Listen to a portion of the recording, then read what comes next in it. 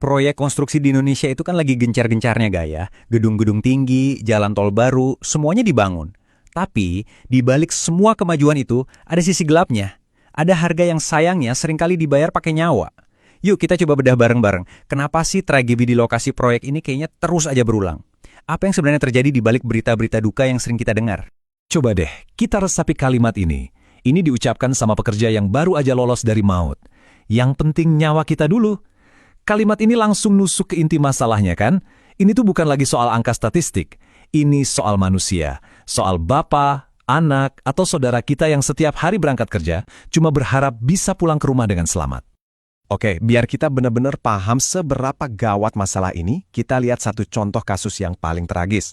Masih ingat ambruknya proyek tol Pasuruan Probolinggo? Nah, ini adalah contoh nyata gimana sebuah prosedur yang kelihatannya rutin bisa berubah jadi bencana dalam sekejap mata. Coba lihat lini masa ini deh. Hari Sabtu, 3 balok raksasa udah kepasang, semua aman. Besoknya, pas mau pasang yang keempat, dalam waktu cuma 30 menit dari mulai ngangkat sampai semuanya ambruk. Satu guncangan kecil aja cukup buat memicu efek domino yang mengerikan. Keempat balok beton itu runtuh bareng, nimpa semua yang ada di bawahnya. Cepat sekali kejadiannya. 13. Ini bukan cuma angka. Coba bayangin, ada 13 orang di dalam satu lift kren. Naik setinggi gedung sekitar 4 lantai, terus liftnya jatuh. Kejadian di Blora ini ngasih gambaran yang jelas banget betapa besarnya resiko yang ditanggung para pekerja setiap harinya, cuma karena satu momen kegagalan alat. Nah, ini pertanyaan terbesarnya.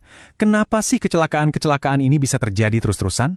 Apa ini murni karena nasib sial aja? Atau sebenarnya ada pola yang bisa kita lihat? Jawabannya ternyata ada di data. Data ini nunjukin kalau masalahnya itu kompleks banget. Memang yang paling besar, 40%, itu karena perilaku beresiko dari pekerjanya sendiri. Tapi lihat yang lain, ada kondisi kerja yang nggak sehat, ada kurangnya pengetahuan soal K3 atau keselamatan dan kesehatan kerja, dan juga soal malas pakai APD. Artinya apa? Artinya ini bukan cuma salah pekerjanya doang, tapi ada masalah di sistemnya secara keseluruhan. Nah, ini dia. Angka ini, jujur, bikin kaget. 96,4%. Hampir semua pekerja konstruksi kita di lapangan itu belum pernah dapat pelatihan keselamatan yang proper, yang formal. Mereka belajar ya dari pengalaman aja. Masalahnya, di dunia konstruksi, satu kesalahan kecil bisa jadi pengalaman mereka yang terakhir. Ini nyambung banget sama kurangnya pengetahuan yang tadi kita lihat kan? Kita pasti sering dengar alasan-alasan kayak gini. Aduh, helmnya bikin panas, sarung tangannya ribet jadi susah gerak. Tapi faktanya, ya jelas banget. APD itu mungkin emang nggak nyaman, tapi rasa nggak nyaman itu nggak ada apa-apanya dibandingin sama patah tulang atau bahkan kehilangan nyawa. Poin pentingnya ini, APD itu garis pertahanan terakhir antara seorang pekerja dan bahaya yang ada di depan mata. Oke, jadi selain faktor manusia, ada lagi nih penyebab yang lebih dalam, lebih teknis, yang sering banget jadi pemicu keruntuhan bangunan skala besar. Yuk kita coba lihat dari sudut pandang rekayasa atau engineeringnya. Istilah kegagalan konstruksi ini penting banget buat kita pahami. Ini bukan soal materialnya yang jelek atau besinya kurang bagus. Bukan. Ini soal bagaimana material-material itu disambungkan. Menurut ahli, banyak banget kasus gedung runtuh itu karena sambungan antara balok dan kolomnya lemah. Nggak dikerjain sesuai standar. Ini kesalahan yang sangat-sangat fundamental. Dan ini dia bukti kuncinya. Waktu para ahli investigasi reruntuhan, mereka nemuin balok sama kolomnya itu copot. Lepas gitu aja di bagian sambungannya, bukan patah di tengah. Ini tuh bukti fisik yang nggak bisa dibantah lagi, ibarat sidik jari di lokasi kejahatan. Masalahnya jelas ada di cara penyambungannya. Prosesnya ini tuh kayak bom waktu yang lagi jalan. Gini, pembangunan kan lantai per lantai. Di lantai 1 sambungannya udah dibikin lemah. Terus lantai 2 dibangun di atasnya, nambahin beban.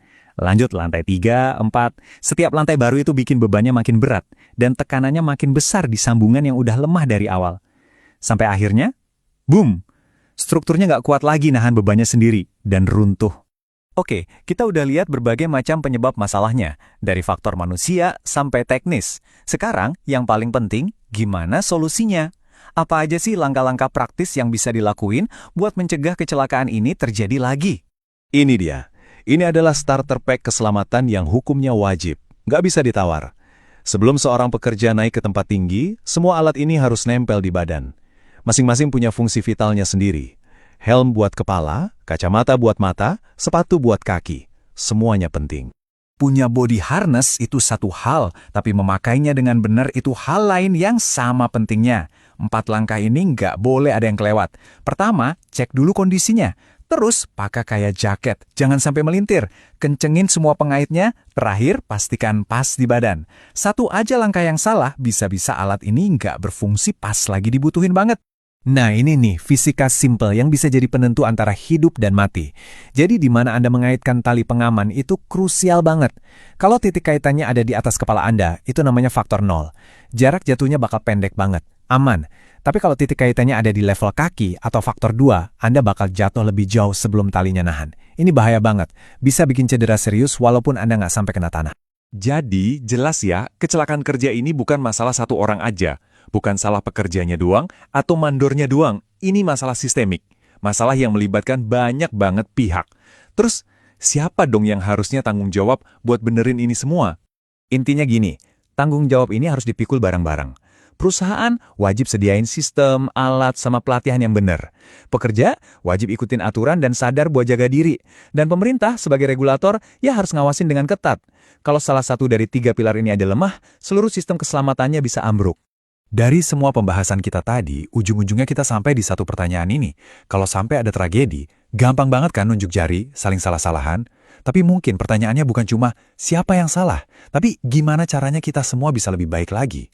Karena di ujung dari semua rantai tanggung jawab ini, yang dipertaruhkan itu nyawa manusia.